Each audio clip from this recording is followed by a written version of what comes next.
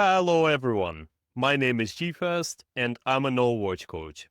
Many players know that off angles can be important for controlling the map, but not every player understands how to take advantage of those properly.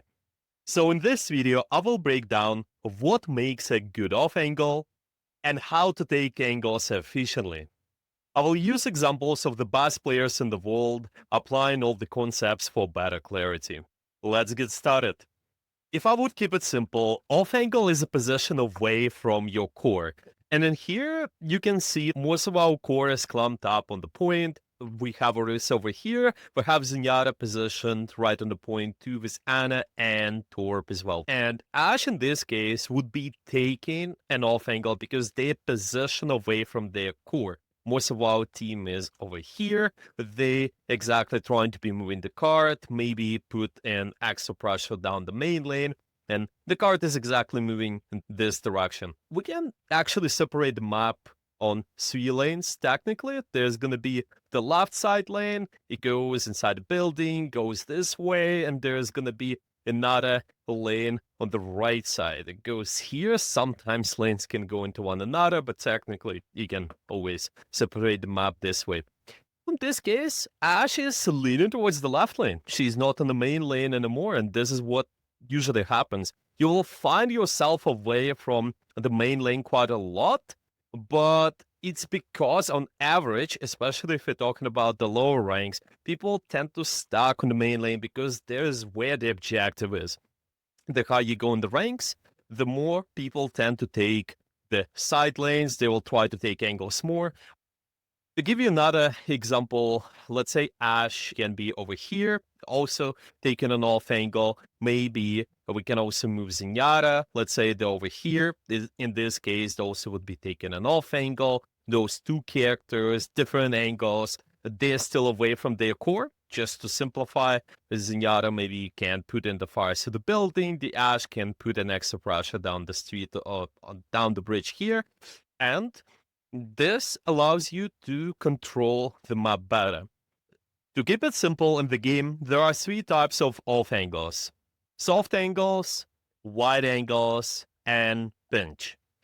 To explain the difference over one another, soft off angle is going to be the position closer towards your core. For example, here, this is going to be one of the in-game scenarios. Let's imagine the red team will have Ashe with the Mercy over on this building. There's going to be Brig with the Ramatra holding the corner over here under the bridge, and the blue team trying to approach from mostly main lane, and the Ashe is taking an off angle on the building.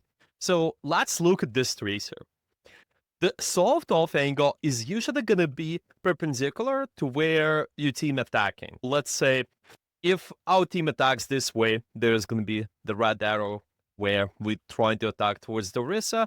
If our tracer is over here, we're forming perpendicular angle this way, what I like to call 90 angle in a way, and this is going to be the max greediness of how deep you will usually go when approaching from the soft angle. You're usually able to receive a lot of the resources when you're on the soft angle. You will have more defensive capabilities too, stuff like that.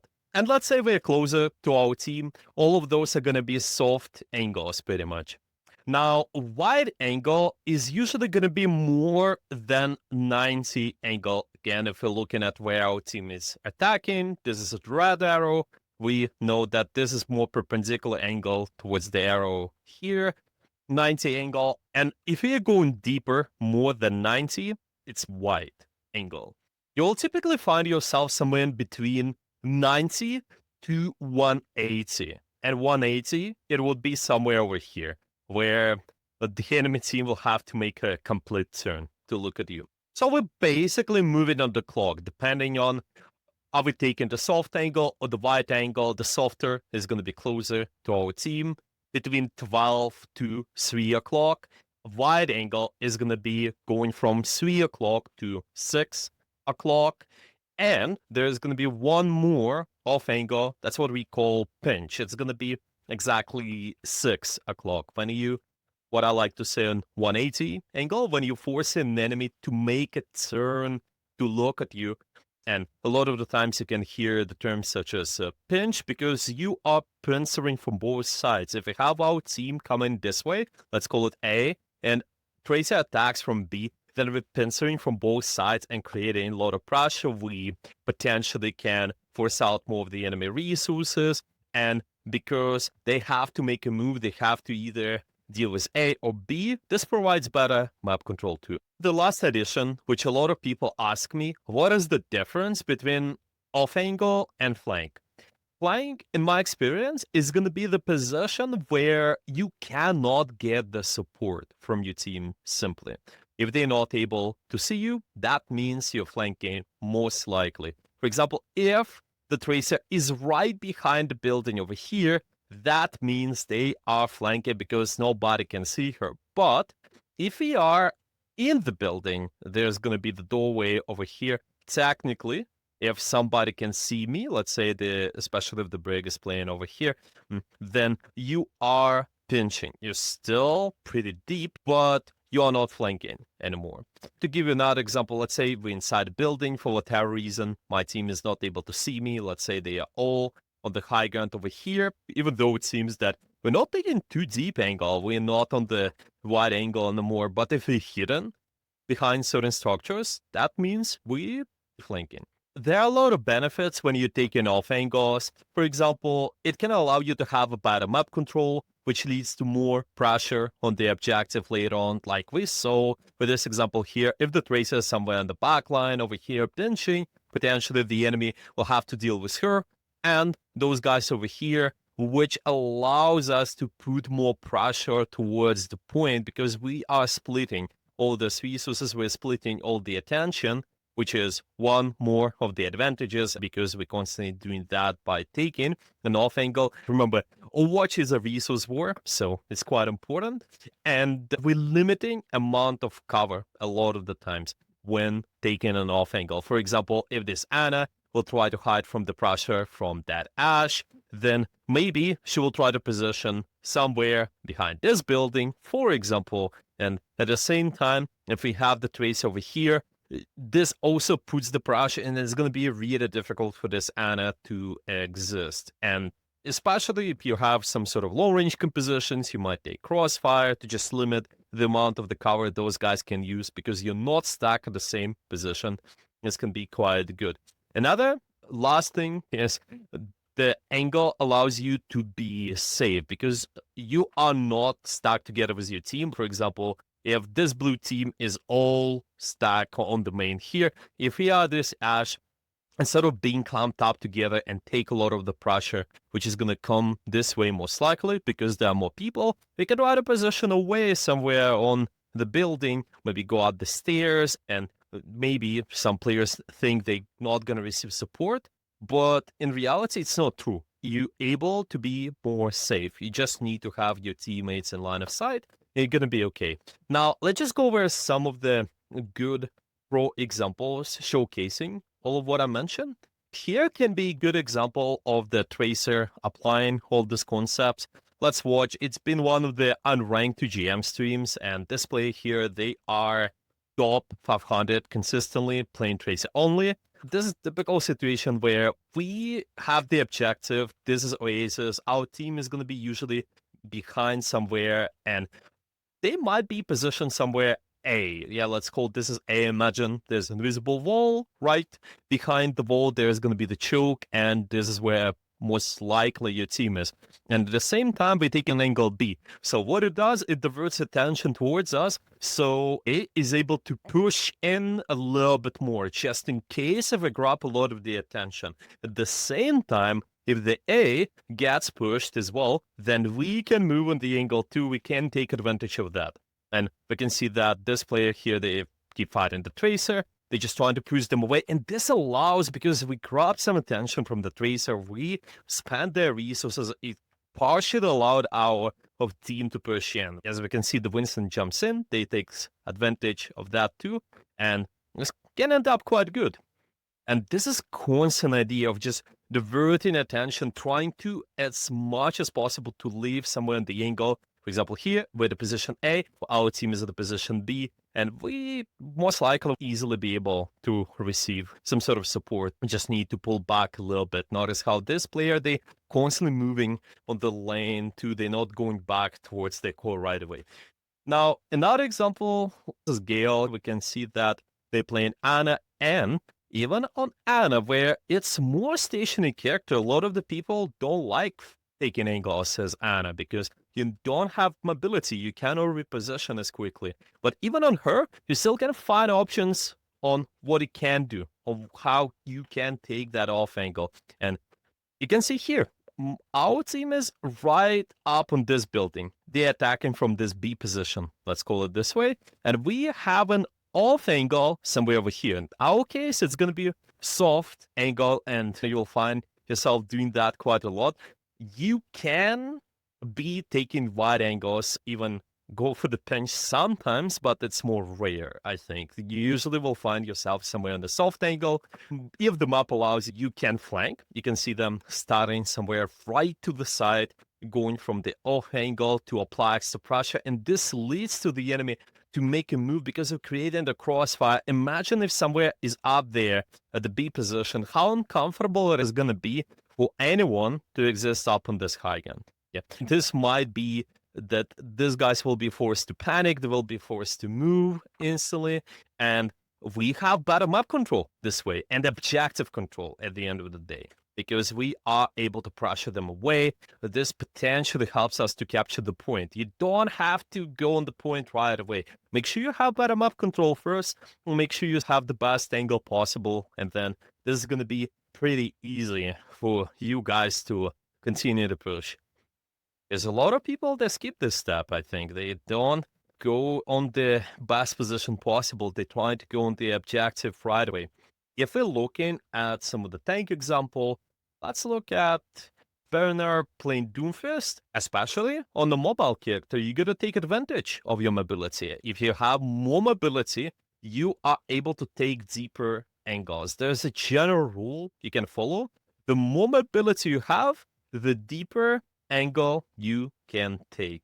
Because they run Doomfist, they can potentially try to pinch more, they can try to take wide angles, sometimes flank if the map allows them to, and because they will be taking an off angle, they will divert the enemy attention. We can see that most of the teams start going from front to front, but then instantly Burner decides to go to the side. We're not keeping the lane where most of our team is. We try to go somewhere else, so the attention is going to be split.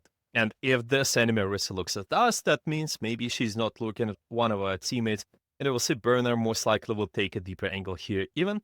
Yeah, they're trying to go around, and this is a good example of pinch.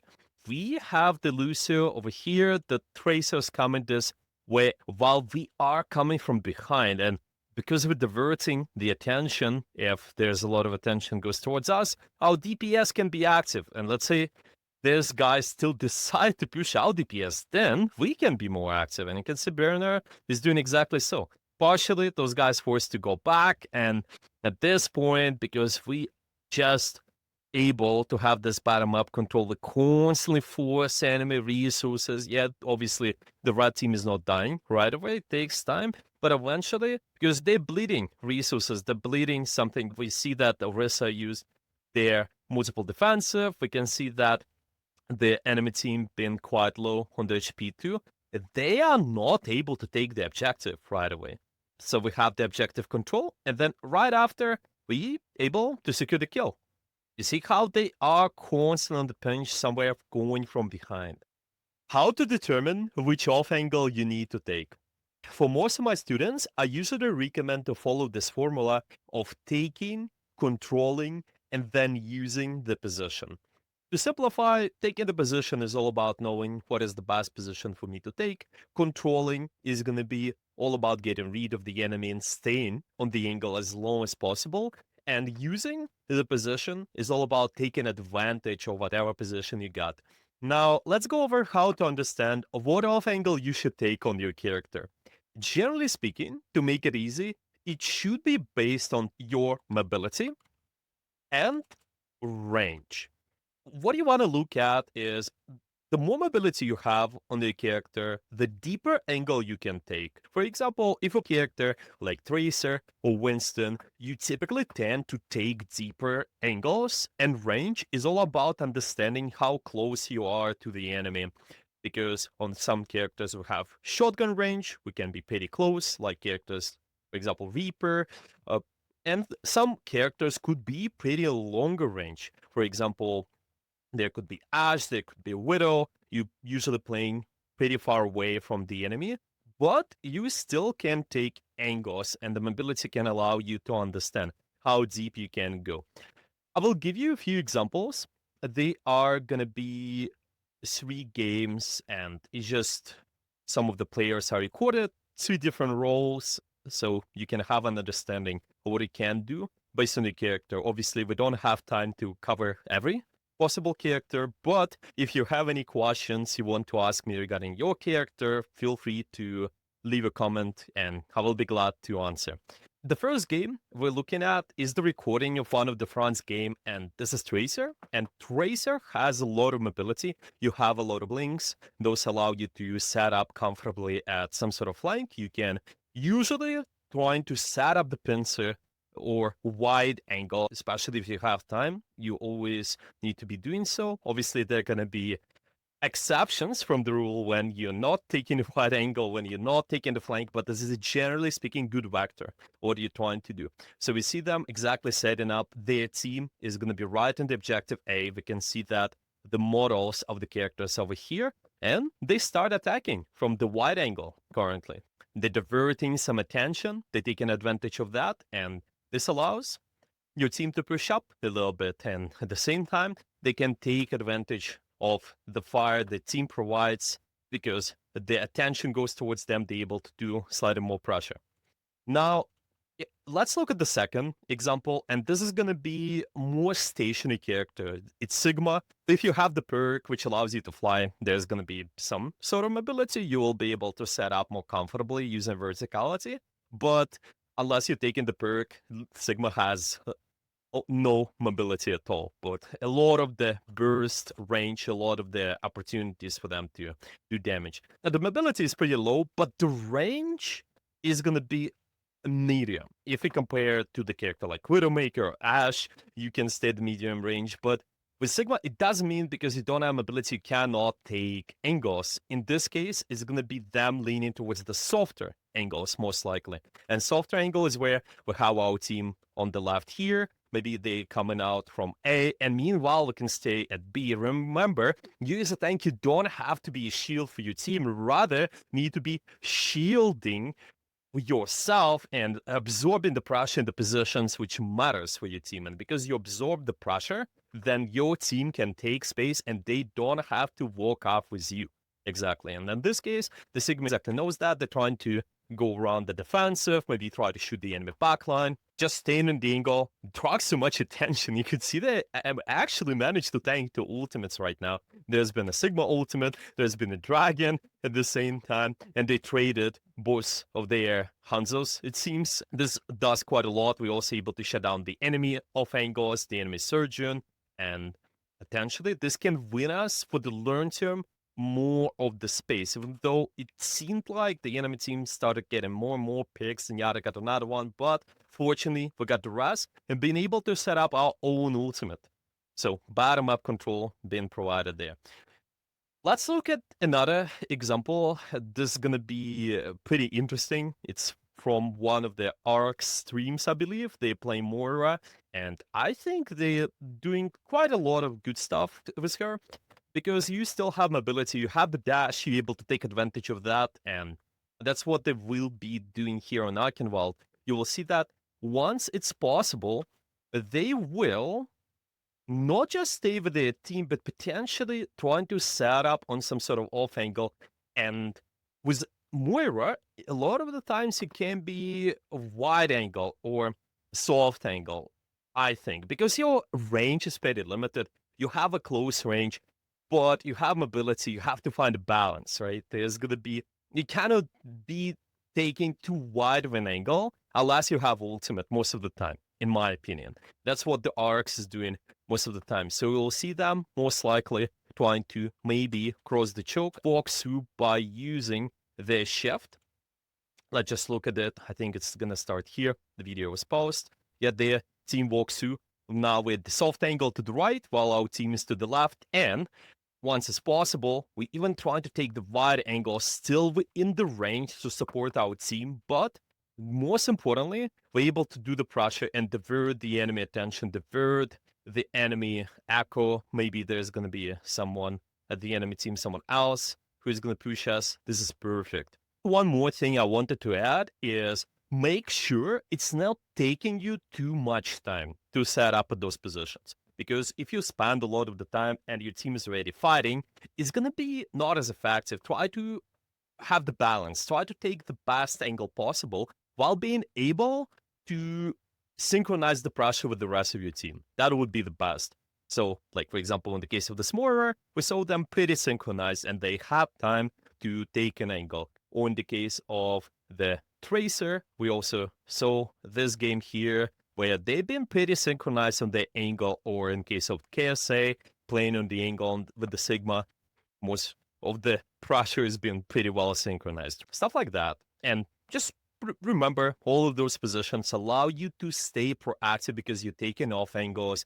It's not that you're leaving your team alone, even though you're on the tank or the support, but you're dragging the enemy attention, you splitting the enemy resources, and that allows your team to push forward. This allows for your team to use the space. Now, once you're finished with understanding what angle you should be taking on your character, you need to control this angle, and I usually suggest to follow this formula. Make sure you are able to manage the risk and be effective with your resources for as long as possible, which allows you to control the angle longer. And let's start with managing the risk. Managing the risk is all about anticipating where the enemies might be and being ready to challenge an enemy on the angle, because the higher you go, the more there is a potential for you to meet somebody on the angle. They might be contesting you, your positions will be contested, and you need to get rid of the enemy. I will share more examples of everything going forward, and you will also want to make sure you're able to time the pressure with your team. If your team is able to take advantage of your position, this is going to be good. And remember, the more you are on the angle, the more attention you're diverting. And you need to make sure you survive there. Manage those risks, understand, is that the position I should be taking? Sometimes it's also taking too long for the players to actually get there. And so watch your pathing. That is something what you should be doing on the character too. To give you an example, let's look at this game here.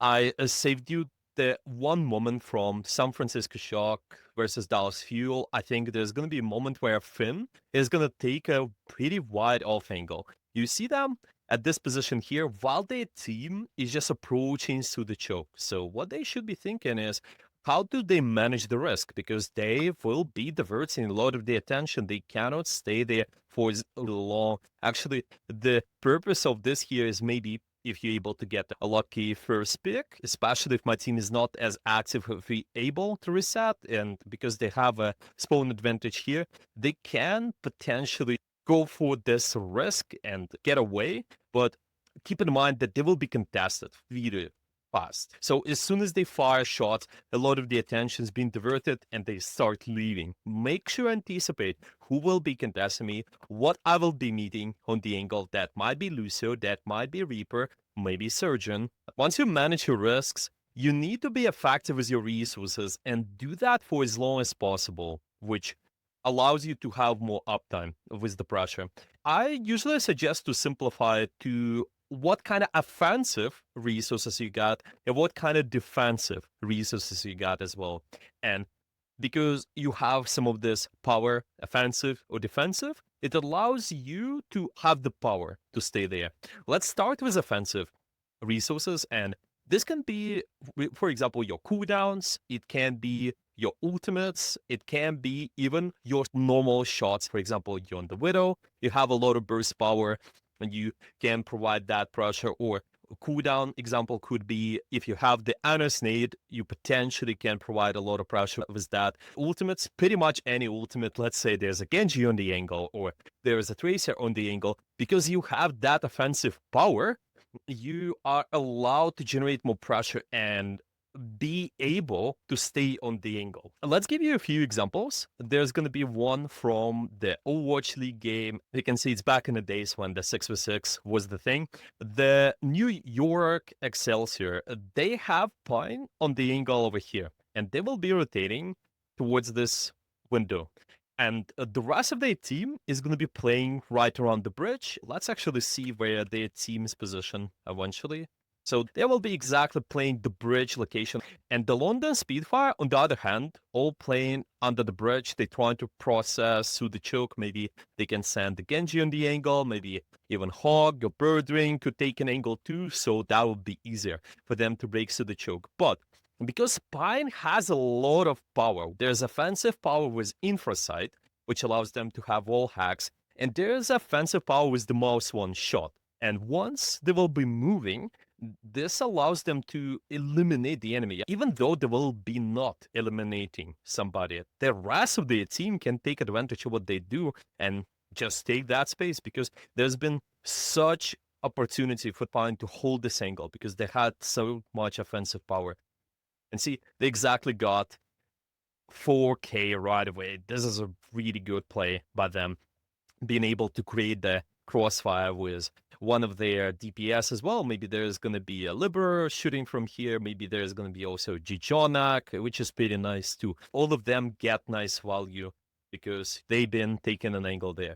Another example, it's going to be from the France. They're pretty good with this stuff too. You will see, because they have a lot of bursts with this character. You can use the right click to just stay on the angle. There's more offensive power with the shots, and the Discord allows you to provide the pressure as well. You will see them transitioning from the soft angle, then going towards more of the wide angle there. Yeah, soft angle is still going to be somewhere between, closer to their team, and perpendicular 90 angle. You see this 90 angle here. This is still pretty soft, and then maybe they can even transition towards the wide if the situation allows them, because they get in picks, it's possible. And the rest of their team is just distracted. The rest of the red team distracted with their team moving through the choke, which is quite nice. And because they have that offensive power, they're exactly allowed to do so. Constantly moving the angle, that right click, it just puts so much pressure. A lot of the people at the low rank, they tend to not charge the right click as much. But think about it as your safe resource. You have that offensive power. And that's why you're allowed to be here. You're allowed to take this angle and control that. Just the Discord and the right click, all whatever the resources you have, those allow you to control the best position possible.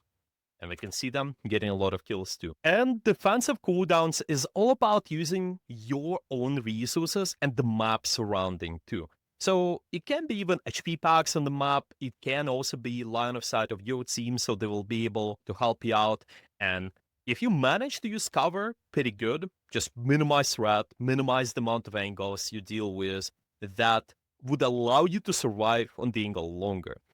There's one rule I usually tell a lot of students is, if you're able to be at least one defensive cooldown away, for example, if you are playing Genji, and if you one dash away from your team, this is going to be pretty okay. Or if you're playing Reaper, you can be this one shift away from your team as well. Or as Winston, one jump away. Just being able to jump towards your team allows you to understand that you can hold this position. You can hold this angle. And just in the case of every previous example, you could watch those players and see they exactly had those opportunities. Now, another thing to add is obviously just how do we manage our cooldowns. It can be even ultimates, which could be defensive too. And let's look at the example. I think this could be pretty interesting to watch. It's just overall with how the Fran manages to use his own kit to stay on the angle and the map itself. And they're saying, because you have mobility, you can take an angle, you can divert the attention, and if you stay there and split the enemy resources, this is going to be really good. Hearing that they are under pressure, there's going to be a Larry and the Cassidy, if I'm not mistaken. And they're starting to run away. What they're taking advantage of now is their shift. They're just using their mobility to make sure they stay alive. They're using their cooldowns, staying alive in the angle. Now, this is the time where we use cover and use our E, which allows us to stay alive as well.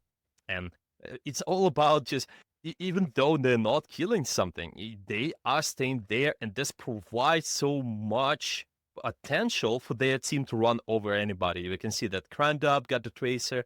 We can see that the front is running even deeper in this case, but because they're wasting more and more enemy resources, they might even get a kill on somebody, honestly. They're getting rid of the lamp, Crandub gets another kill, but the front is on the angle here.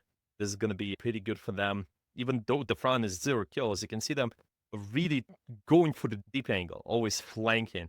Flashpoints actually allow you to do a lot of that stuff. You can always take a deeper angle, go around the map, and now we see that they're not a flank. They're waiting for the best opportunity to be active and start with the pressure. And if the pressure is on them, they can use the map surrounding, use the cover, and even HP packs to prolong staying there on the angle.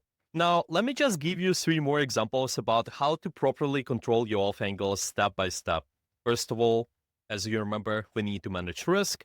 After that, we're trying to be as effective as possible with our own resources and do that for as long as possible. Offensive, defensive resources, whatever you got, all of those allow you to have that sort of passive power and stay in the angle longer. Let's look at the Junker Queen. This is going to be Hanbin, and you will see them using angles, mostly going to be soft angles because we don't have as much mobility on the character. The enemy here, and the Spark, they will decide to rotate. They have a broken position, so they need to try to use enclosed spaces there a little bit more. Make sure they're not taking as much poke. But Hanbin needs to try to take an angle to go around the shield. Yeah, try to make sure they get a nice knife, maybe pull somebody in, try to isolate somebody. That's what they're trying to do so here. Yet this is a offensive power. The knife allows them to do that. Yeah, obviously, try to do some anticipation too, just of what kind of cooldown we need to be forcing before using our own defensive as well. It's going to be shout mostly for the Hanbin. They obviously can trade the HP too, but here they try to just get around the shield, try to find a way to, even by using this card here, go to the side, maybe go to the right, go to the left, make sure they poke in the backline a little bit more, and being really patient. And when they actually getting a lot of pressure on them, the defensive allows them to stay here. A lot of the unexperienced Junker Queen, maybe if they were here, they would shout much earlier, maybe somewhere by when they were going inside the left room, maybe even here, but they're getting poked out because they're not using cover properly. That's why it's so important. Manage your surrounding, and this will allow you to stay in the angle longer. Second example is one of the France game, same map, King's Road. This is typical off angle by the castle. They usually go inside this building and here and try to take slight off angle while the rest of the team on the right, they push through towards this red arrow, just through the statue, go towards the point.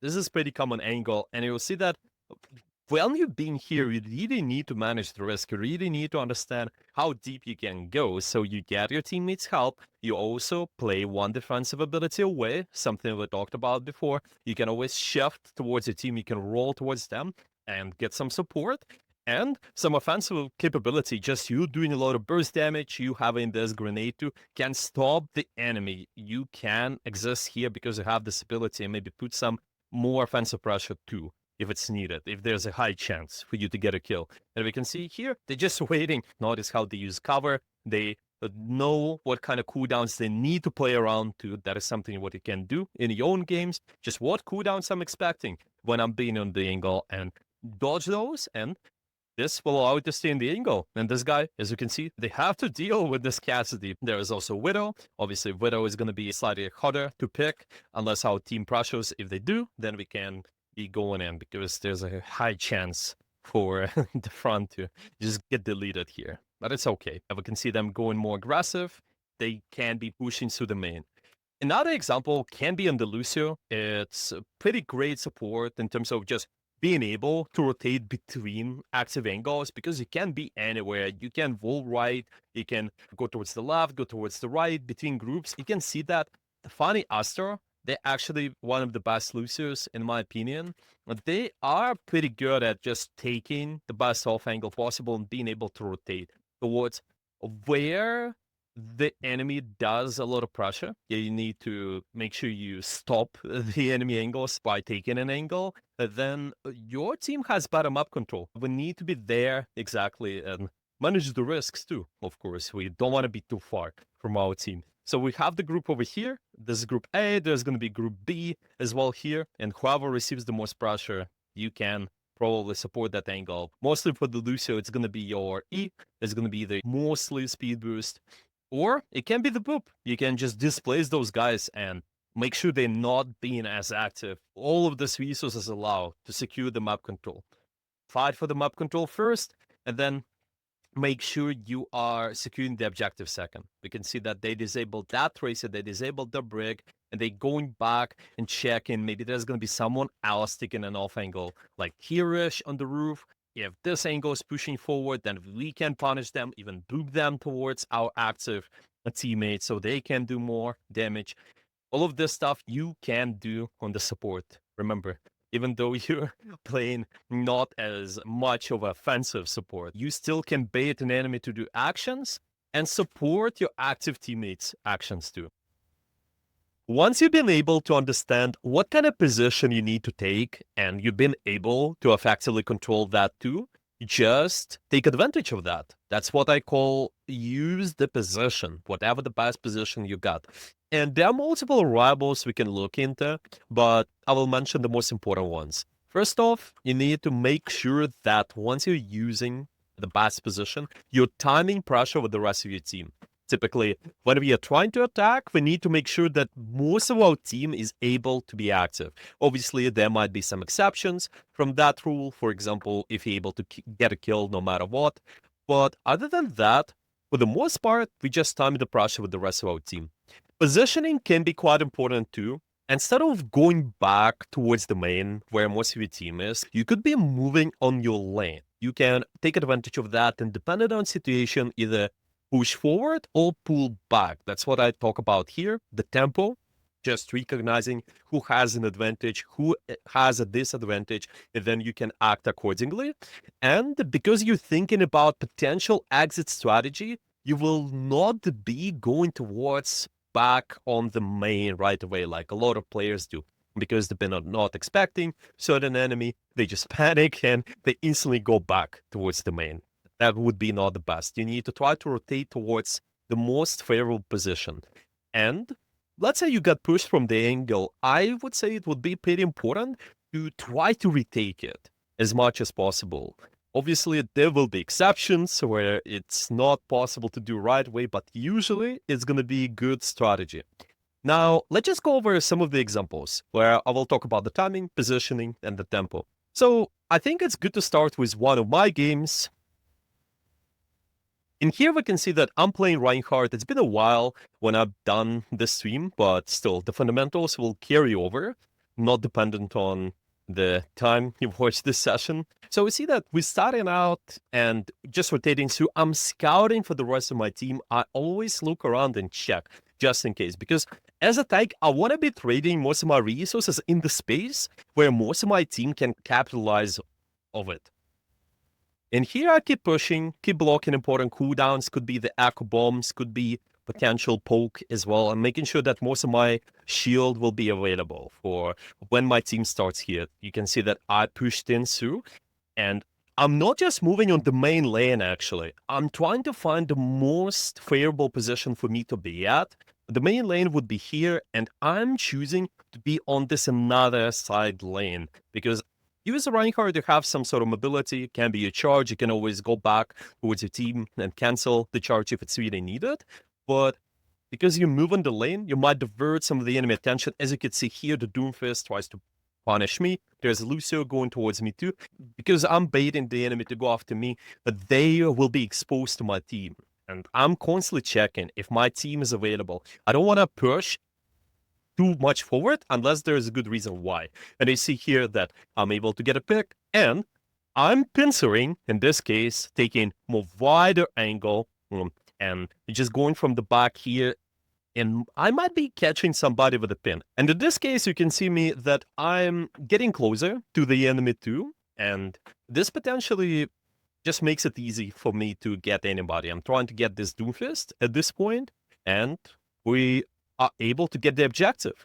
As soon as we recognize that our Anne is down, though, that means that we gotta play slower tempo. We can hold the position. Whenever you're looking at the fight, it's always like push and pull. Whoever has more power, you have to decide what to, based on this case. If you have more power, you're going to be pushing forward. If there's going to be less power on your side, then you might be holding the space or even giving up space, depending on situation. Now decide to hold space here and keep the enemy busy in the choke. I think it might be not necessary to even go inside the building. I wanted to find the opportunity to get the pin going, but that's okay. Yeah, as you could see me trying to close the gap with this Ana, they get rid of her, and even though I die, I think my team will be able to secure this space because I've been timing the pressure with the rest of my team for the most part, being positioned to just move on my lane, not necessarily on the main lane all the time. And we get the point from here. Another good example could be from one of these players. I saved their gameplay too. They're playing Kiriko, and they're pretty good at constantly using their fireball lane. On Kiriko, I think it's good that you're trying to choose the lanes where you're more separate from your team and trying to divert the enemy attention. You can see here that the rest of their team starts right on the main lane here, and we can choose to just go on the left lane. There's also another lane on the right side, but I don't think you're able to do as much damage. Obviously, we can also stand on the main too, but I think the left lane is going to be the most comfortable. They constantly look around and check if their team is ready, if they absorb the attention, especially your tank should be absorbing the pressure first, then you can go in and take space. You can start shooting the backline, and what this forces the enemy to do. This Mercy will be forced to fly towards your team. If not, if she will stay here, she will take a lot of damage from us and we'll be getting the Mercy. In this case, the Kiriko is flanking. Nobody can exactly see the Kiriko in the most comfortable way. From our team, it's going to be pretty deep angle of trying to poke the Surgeon there a little bit, forcing out their E, forcing out their shift, and securing the space because of it. After that, because our team is pushing, and we can recognize that we have more tempo, you can be pushing on your lane.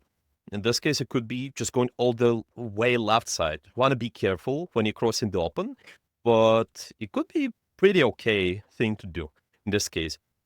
They didn't start going towards the left lane right away. Why? Because there's a high chance of getting the kill. This is typically what's going to happen. If you have a big advantage, you're not forced to always prioritize the positioning, but once you realize that nobody is killable, then pretty much go towards the most suitable lane. Like you can see here, they will probably choose to go somewhere else, not playing the main. I think they will just go on the left side, and this will divert the enemy attention, this will split the enemy resources, but meanwhile, we're still timing the pressure with the rest of our team.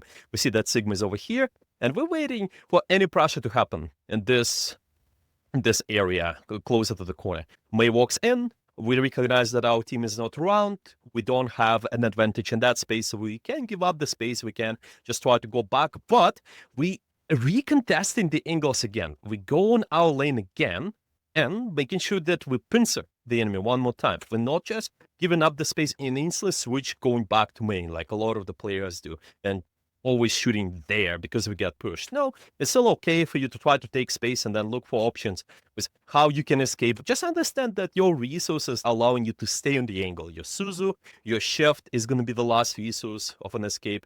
But other than that, it's good. We even been able to support that Torp, and because we prolonged their life, maybe we can force out more and more of the enemy resources. There's a high chance we might get the kill on the Mercy. Another good example could be from one of the tracers. This is a Lip. They are Overwatch League player, really disciplined, really good on the tracer, and you see them most likely not using this main lane as much, unless there's a good reason why they're gonna do it. They will try to just walk on the right side building, because there's a HP pack which allows them to hold that space, and generally speaking, they're trying to synchronize with the rest of their team, especially their ball. There's also a possibility for them to walk left, but I think it's less favorable if our team is trying to fight on the right side. Generally speaking, use a tracer, you need to have closer range flank option if you're trying to pincer the enemy. And if it would be on the left lane, then it would be a little bit difficult. You have to close the distance with too many blinks. I just play and see what they do. They start shooting the ball, they're entering our space. we see the Tracer over here trying to contest them as well. Our tank is in, absorbing the pressure, so we can be more and more active, even move deeper on the lane. But as soon as we recognize our ball is out and we lost some of our HP too, we don't have as many blinks, we can reset, but keep recontesting the angle. Make sure we do it slowly accordingly to the pace of the fight. What happens now? Our Widow just got a pick on Diana. At the same time, we can wait for the ball to apply even more pressure. See them scouting, always looking around to check in. I don't want to go in the space where it's not favorable to me. I want to check and look around where my team is. Are they getting pressured by anybody else? And then if my ball goes in, they can try to go in a little bit more. You see them get into Kiriko here. They might secure one more kill. Their team still collapses, but it's fine. You should be okay when you're playing dive character, just trading your backlines a lot of the times. Here they start contesting point, just building the pressure and buying a lot of time, and eventually able to force out the ball, really close to getting a kill on the ball, forcing out the Tracer's recall, and afterwards they might be securing the space. I think this is going to be a long fight before they're able to do, but this is a really good example of map control first. Make sure that you have all the timing, all the good positioning, and react accordingly to the tempo of the fight. Is how you should be moving. Let's just watch another example. There's going to be a good trace example about when you need to have this exit plan, escape plan. And here, this is one of the best traces too. They done this on Rank 2 GM's team. They're choosing to go all the way left side on the lane. And from here, they will decide what to do next. Either they can hold this lane, maybe they can try to just go towards another. Most of the time, it's not going to be main. Yeah, they just should be getting rid of the Winston, making sure that we, under the control of this lane, they give up some space. And because of it, we can push forward. We can go towards another favorable space, get these guys out. But they recognize that there's going to be too much pressure on them. So what to do in this case? A lot of players would panic here, and they would just go back towards their team. But this player, they remain staying on the lane. See how they're staying on this right side lane if they're committed towards it? We don't want to give it up because we want to have the higher uptime. If you go back towards the main, then you're forced to make too many blinks. You're forced to go back on the lane first and then keep contesting those guys that 2 steps. But now you can just make it easy and make sure there's only 1 step involved. You're already on the lane and you can just keep pushing forward depending on the tempo. If we don't have too many resources, then we can get healing, and then afterwards we even can give up some space, but then if we have enough, then we can keep pushing. You see that there's a killable target, we have the beat going, and we can be going forward. Most likely, again, we'll lean towards the sides of the map, not the main, to try to divert the enemy attention. To summarize, there are multiple benefits when you're trying to take off angles. Understand what kind of angles you need to take based on your character's kit. Follow this simple formula of taking the position, making sure that you're under control of the position, and using the position to your advantage. Remember that there's going to be a good reason why you're not on the angle. Try to hold those as long as possible, keep recontesting, and move on your favorable positions, on your favorable lanes. As a side note, I wanted to say that currently I'm gonna do masterclasses which are similar to what I've done in this video, and you can join those masterclasses on the Matify. I will do next masterclass for free. All the info is gonna be down in the description. Do not forget to subscribe, and if you want to know more about how to take angles and you want some coaching from me, then you can find me on Matify. I do free consultations for new students and help all the players in the Discord server for free. There are a lot of materials which you can find there too, in this channel, and just in the Coaching Watch channel. And we also have the website where all the materials will be structured.